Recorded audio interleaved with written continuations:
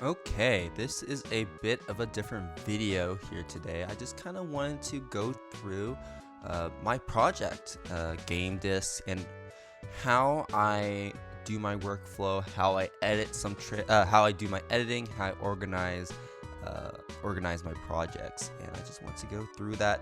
As kind of like, oh yes, to show you how to do it, and also more of just like, oh, here's a milestone for me that I can go back and look on and be like, oh yeah, that's how I edited in the past.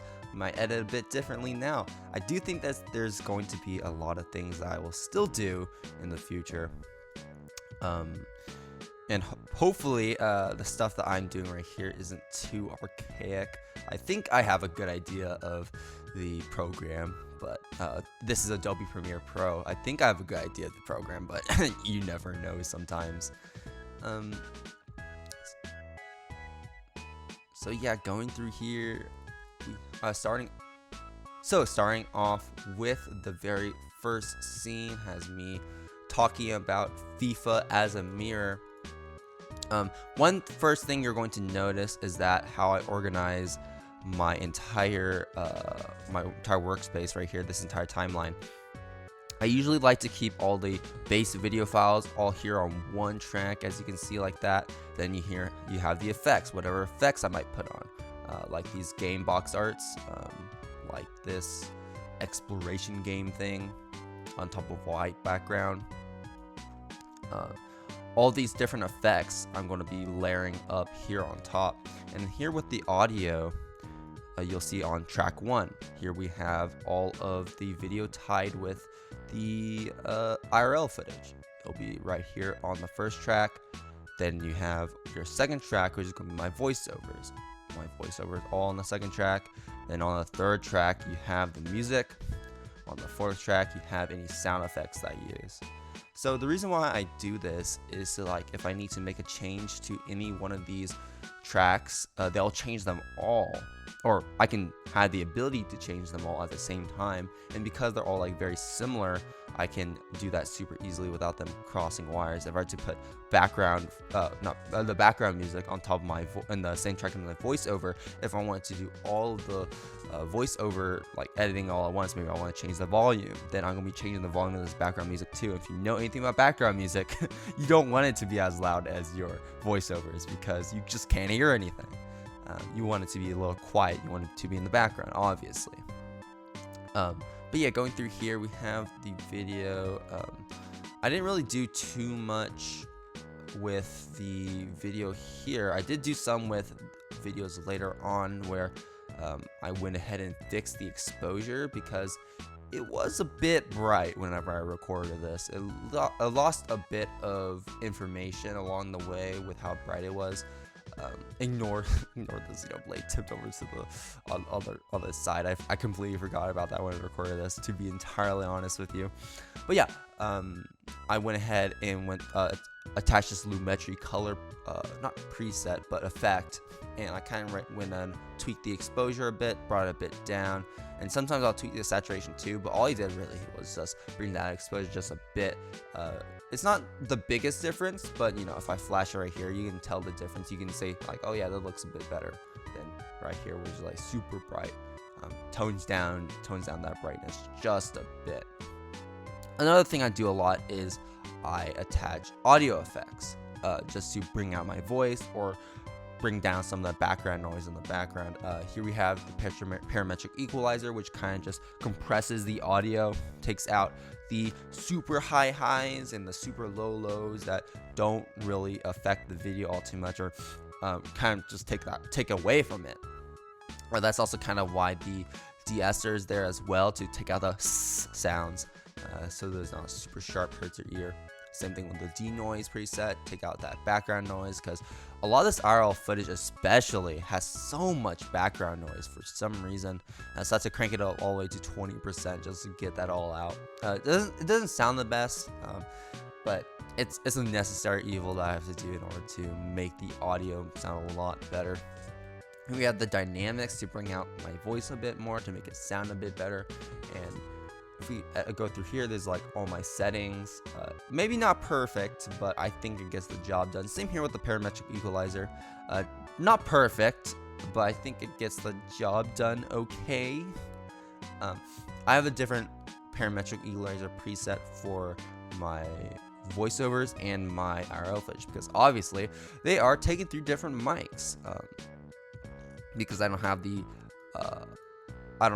the luxury of having my main mic, this one right here, to use on my camera. Moving up, some tricks I did here. I kind of just, well, not even a trick, I just kind of like laid out all my game discs. This took a lot of time, mind you. It was very tedious work, just putting them all in a row and then putting them all back in the game cases after I was done recording. But I kind of just did 4 rows. I filmed in a way to where I was like, oh, there's probably more game disc up there, but nope, this is just it. There's the 4 game disc rows. I kind of panned it over. I did another one where I was going up and down to give you a really good look at all the discs. And then here, another super tedious part about this video was just popping out game discs and recording them just a bit each. Here we have Halo 3, here we have Skyward Sword, and I kind of just did that with all of them.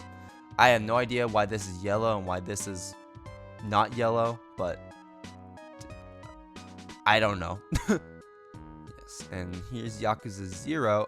One funny thing about Yakuza 0 and funny thing about Bloodborne that I also showed in here was that they're both PS4 games, as you probably know. I don't own a PS4, so I kind of just bought them for the video. Thankfully they weren't too expensive, but yeah. But here's a really cool part of the video that I think I did really well. So I kind of mixed a variety of different effects here in Adobe Premiere to achieve this effect, where it kind of just slaps onto the screen kind of like this and looks really cool in motion.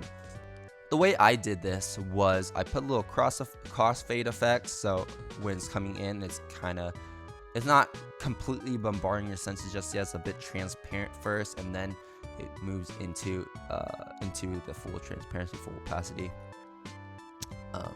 And for the keyframes, if you look right here, I kind of had it so this then goes to this location, then it gets a little bit bigger, a little bit smaller.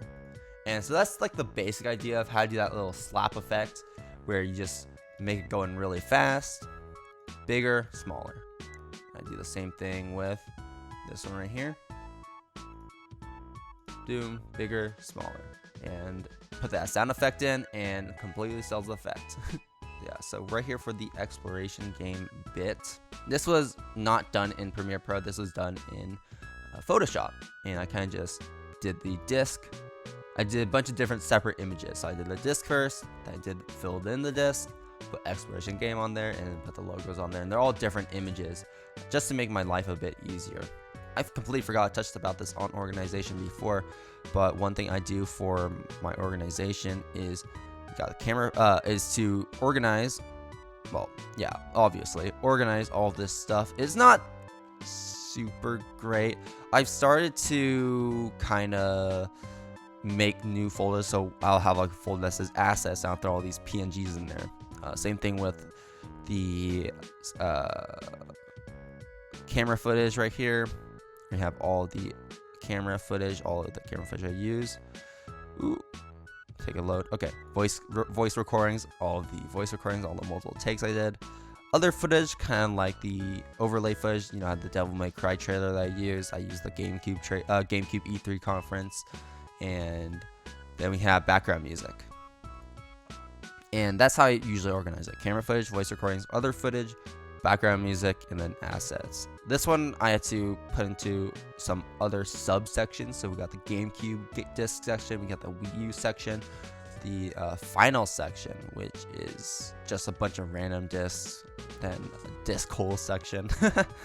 You'll know what I'm talking about if you watch the video, talking about how game discs use the different holes. See, moving up here, this is the main bread and butter of this video, where I had the disc. I had, well, not even just the box, but I had the disc, and you'll notice that I make them move ever so slightly so that it never looks like a static image. It's always moving, always something dynamic to keep you interested. The way I did this is keyframing, obviously. the box, I keyframed it to make it a slow movement from smaller to bigger. And then with the disc, it was not done with scale, but rather done with rotation, where it starts over here and then slowly turns. And that's just the simple gist of it. Here's cross dissolving, making them fade into the next one, fade into the next one. You'll notice they're at different speeds sometimes. I know this one's a bit faster than the rest. Oh, and actually this one's a bit faster than the rest, but I don't think it matters all too much. I think nobody really cares if it's just a bit faster. And I did throw some discs into the toaster like this. But one thing but do not be alarmed. Do not be alarmed.